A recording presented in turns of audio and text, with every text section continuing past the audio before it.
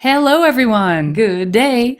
Welcome back to the ReBoot Review, It's Alphanumeric. I'm Robin. I'm Katie. And today we are watching Firewall. Woohoo! Yeah, so without any further comment, we might as well just jump right into this one, shall we? Let's do it. It's a good start. Yeah, it is. It is. This is a pretty strong episode, and of course has such a great opening. Probably one of the most memorable openings in ReBoot. Definitely. Overall, I would say. Because I wonder who that could be. Right? I do like that they made her made out of seashells. Yeah, it's adorable. It's a great little touch, yeah. I miss Christmas already. Yeah, right. We're recording this just at the very tail end of the holiday, so this is weirdly unless you're thematic, watching this, but also just off enough. A year from now? Yeah, I mean you could be watching this at any time pretty much, so. But I miss Christmas. Let it be known. That's the important part. Yeah, this is one of the few episodes where we get this cold open. So Trust No One had this.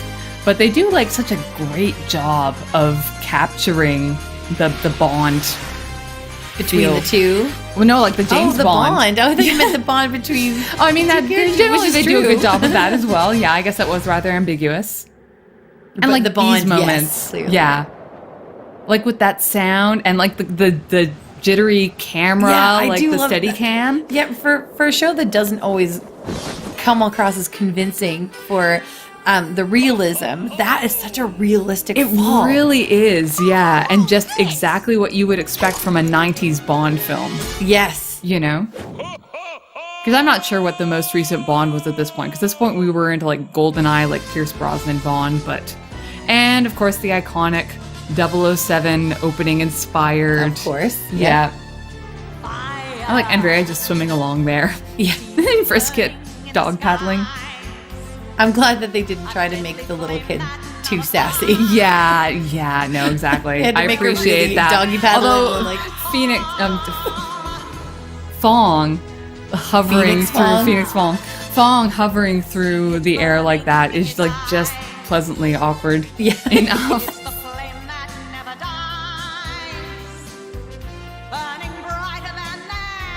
And this is our Shirley Milner, I'm quite positive, the actress who plays Hexadecimal singing. I have heard this. Yes. Yeah. I also noticed this was written by Dan Didio, who was the story editor on this season. And so for anybody who doesn't know maybe how jobs in TV works, your story editor is kind of your head writer who's in charge of making sure that all the episodes sort of follow the main storyline if there is one, the characters are all in character, everything's tonally right or whatever.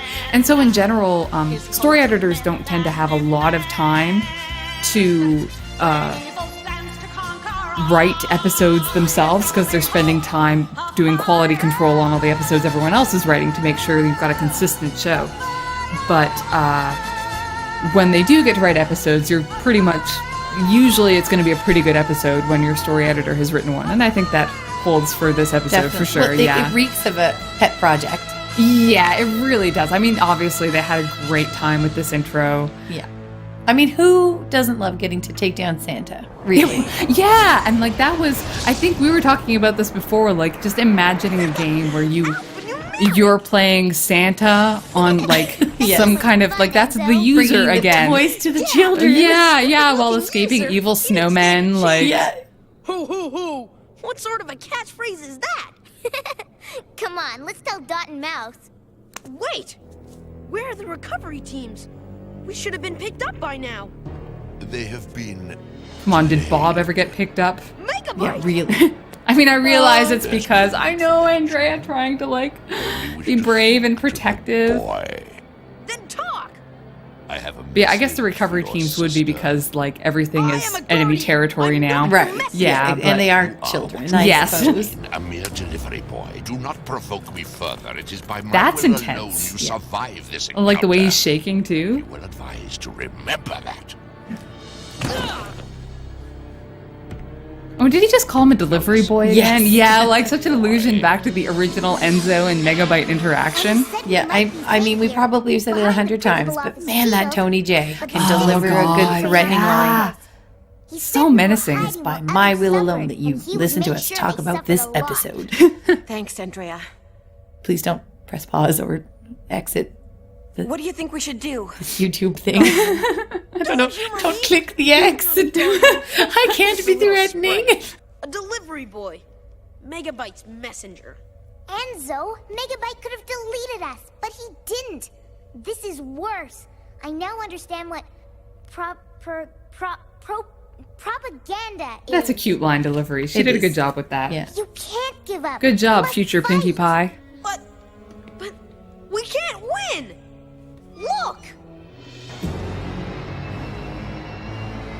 I find it interesting how like the propaganda arc is a couple episodes long, and it's like I feel like they really did want to teach the kids something. Yeah. And it meant something to them that children would understand what that means. Yeah, because they do a lot of reinforcement with Then having Megabyte's characters, won. He's like younger the characters who defender don't of know this what it system means or with what it words. is. Right. So it's a good I'm way only to glad like Bob convey cares. the message if a kid maybe didn't quite Bob. grasp it the first Bob time. wouldn't Right, like yeah, I it feel if like they your were really Megabyte committed took to over. it. And I like that The as like Guardian I'm an would find a educator way to and stop like him. they We will definitely lock him up. knew how Megabyte should to be the introduce and prisoner, then not us. reinforce. Yeah, so good job, Dan Didio. Yeah. And I guess the whole team, they were all working on this, but Cage the tiger, and you may walk the forest freely.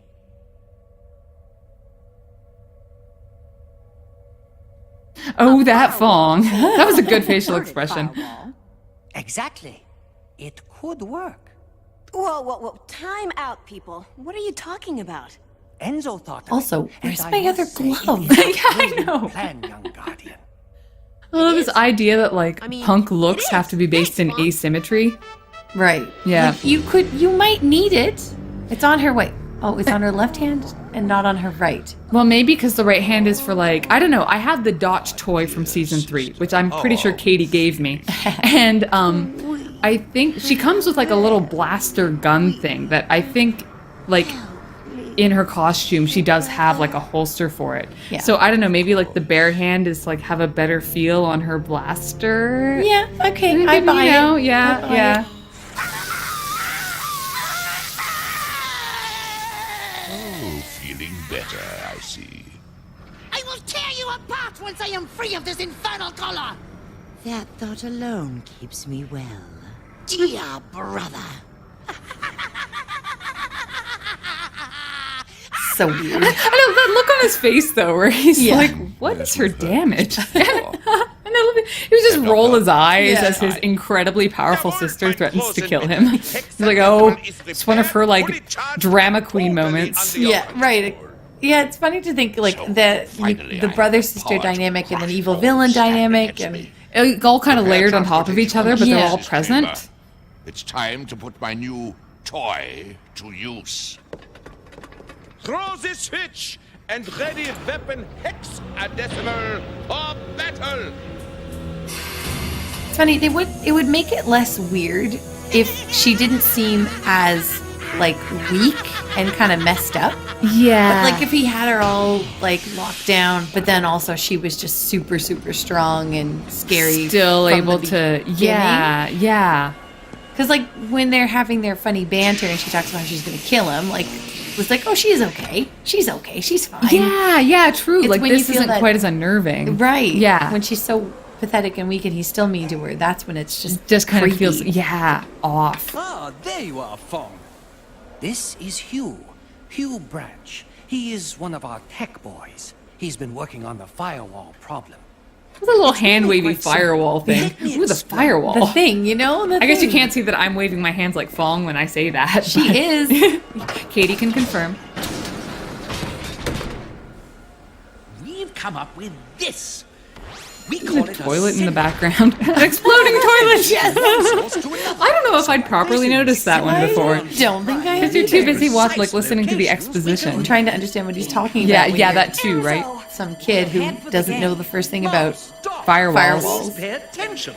Yeah, I think this was my first introduction to what a firewall is. I don't think I'd heard of Probably it me before too, this. yeah. Do people still use firewalls? Oh gosh, yeah. They do. Yeah.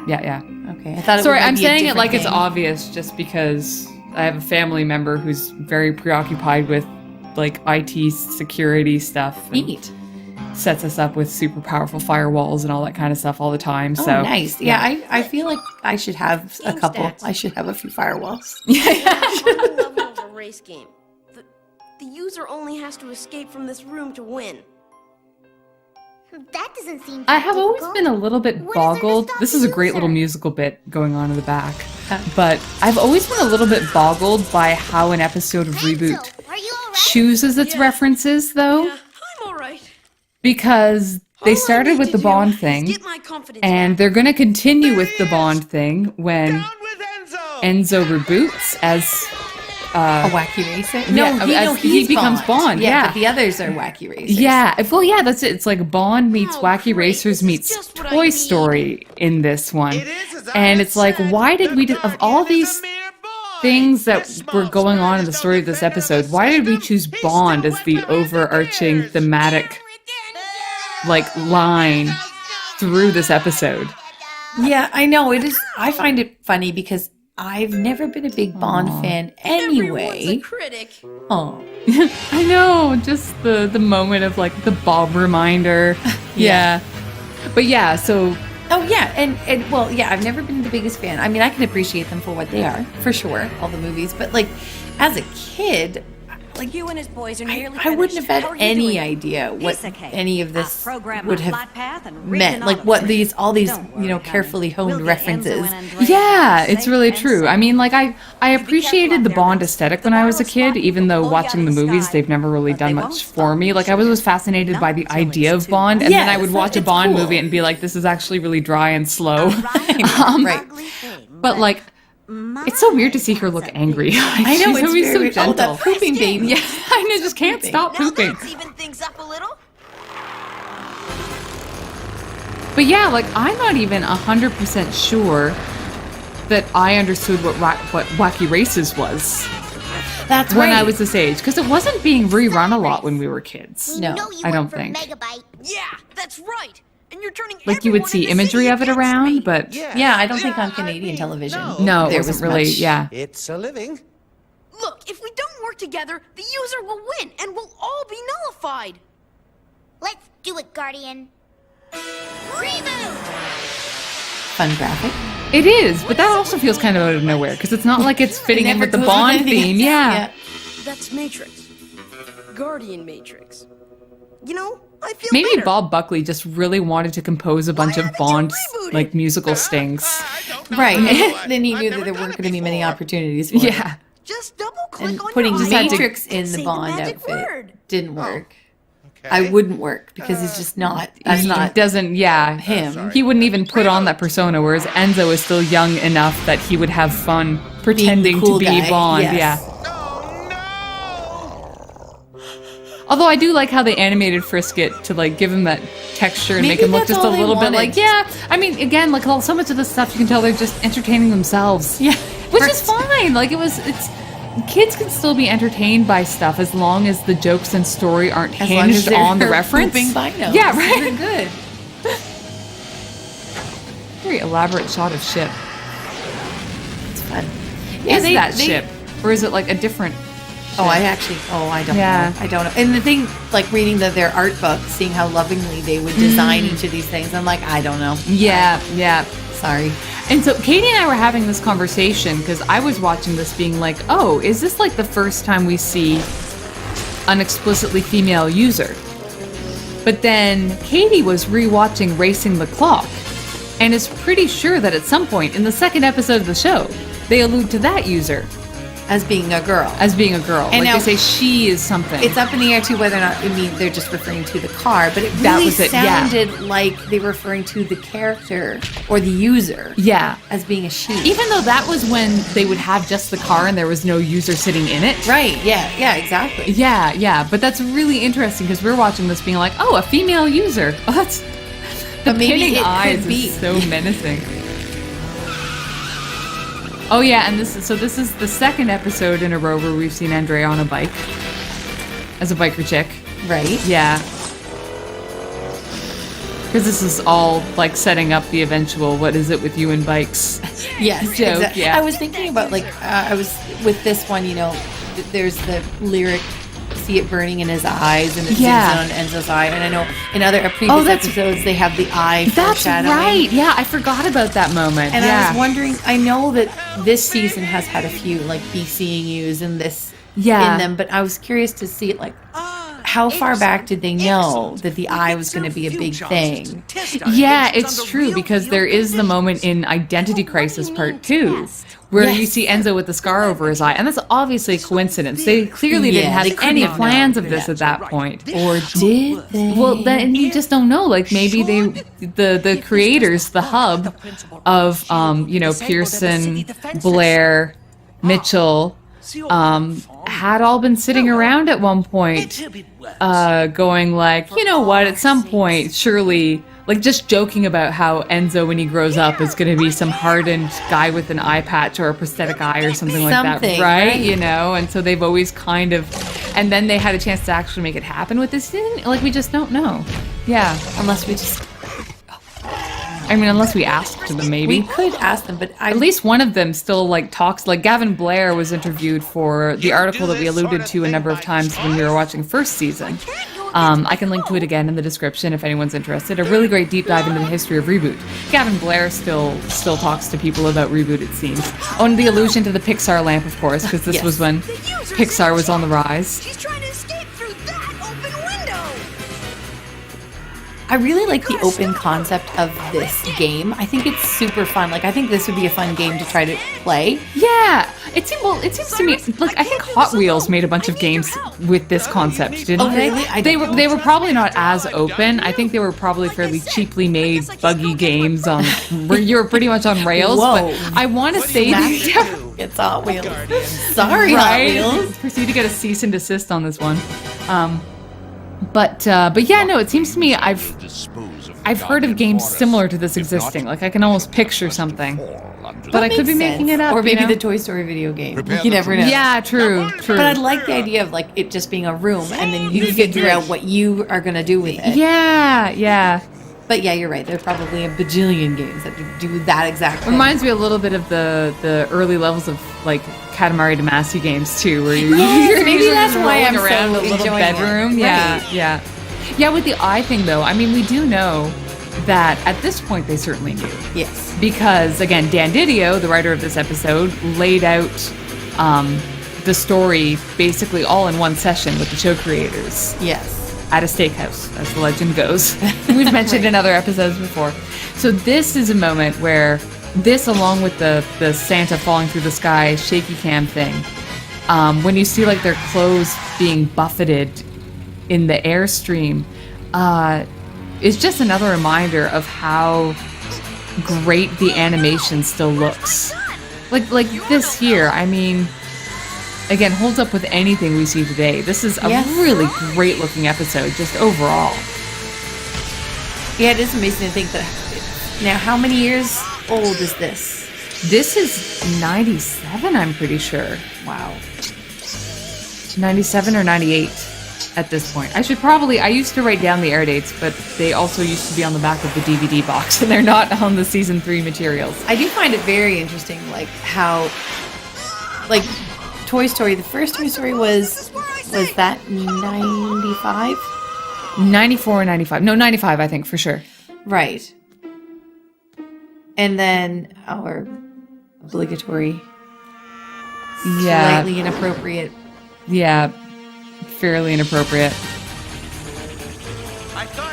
But yeah, no, Toy Story would have been 95. Right, and so like we have that, we have ReBoot, and then we'll have like some of the other horrible CG animation that came out around the same time that is just garbage and nobody tried. Yeah, like there was a wave of other shows that came out around this time, as I recall, that were like, hey, we can do animated TV series too. And I don't know what it was that they didn't have that ReBoot did, whether ReBoot maybe got a pretty generous budget from YTV on season 3, but yeah, I remember seeing similar shows coming out at this time and just a huge quality disparity. Right. Yeah. And I find it really, because I know with animation there is always the quality disparity, as you said. Like, I like that terminology. It's good.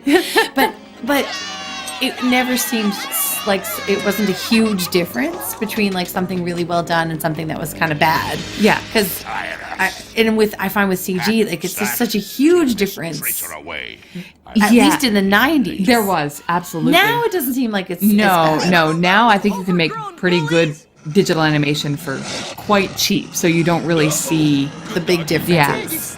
Yeah. But yeah, back then it was watching some studios just excel, like Mainframe. Yeah. And then others. I'm trying to think Just of a kind of really try to good cut example corners. of a bad one, but like I can't come up with one really there's good bad one. shows. There was some kind of monster something. I'm remembering a monster show that I might have also Was been that Canadian. one that combined animation and CG? No, I think it was pure CGI, but I remember it being really like That's an idle threat. just like polygony. Huh? No.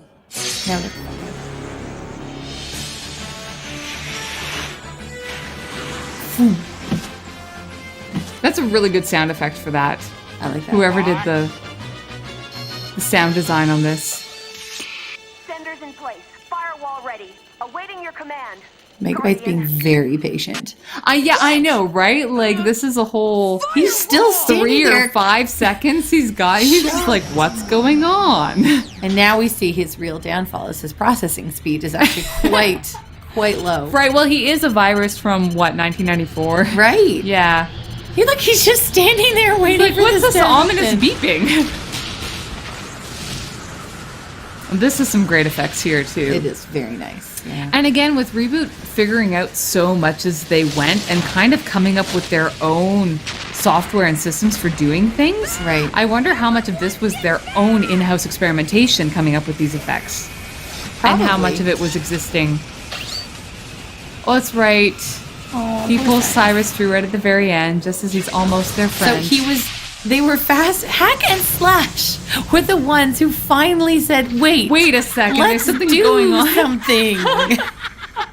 Megabyte's just staring. Yeah, I guess that was a really long time for. I guess they probably wanted to make it feel like time slowing down with the pew pew, like everything coming up, but Right. kind of the end effect wasn't so much everything's kicking into slow motion as Megabyte's just very ineffective. Although just now that was very good rage shaking on Megabyte's part. Yeah, that's right. I mean, That was really effectively animated. like, oh, why didn't I actually do anything during those 10 seconds?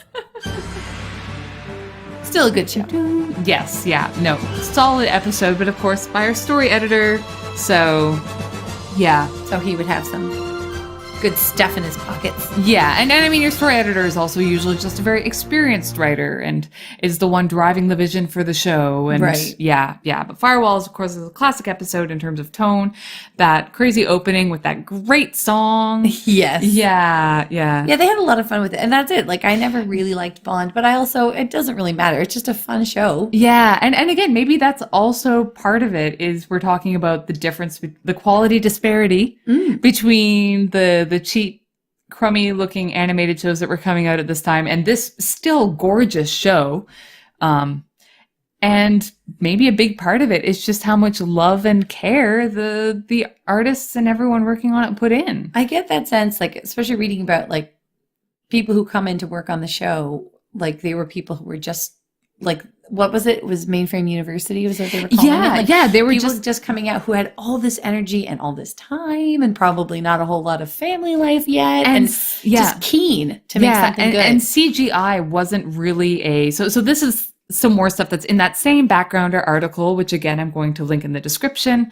And like basically what was happening was the Mainframe was still figuring out how to make a totally CGI show at the same time they were making a totally CGI show. They were developing a lot of the software on their own in-house to be able to do this stuff. And by the time it was season 3, they had a fair bit of time and practice under their belts. But it was not at the point where animation studios were just graduating, animation schools were just graduating these reams of students who had taken 4-year degrees in this stuff. Mm-hmm. So you would hire anybody who just wanted to learn this and be like, okay, here you are in the pit with the things and figure it out because we also don't know how. Like that would be pretty amazing. Yeah. And scary. And if you're the right person for it, it would be quite thrilling, but yeah. But it does, like, I think that's it. I think a lot of people gave up a lot of their personal lives. Yeah, like you do get the impression once again that this was a stressful show to work on. Yeah. Like I love it, but having worked in TV myself, I don't think I'd want to be working on this show. Well, that's why it would be really exactly. It. Yeah. But it's true. Like I think that's why people are able to give that much to a show like this. Is it's almost because they know it's not going to be forever. Yeah, and it's weird how like some shows are super stressful to make and turn out fantastic because of that trial by fire. Yeah. And other shows are super stressful to make and turn out awful because everybody was burned out, and you just never, like, a show can be stressful and you don't know which one you're going to get. Other shows, like, I've heard of non-stressful shows that people have worked on, and those also vary. Fine. Yeah, well, no, honestly, they also vary a lot in quality. So some non-stressful shows, I've heard people talking about, like, oh, it was so nice working on that show, and it's like, yeah, but I'm not going to throw shade here.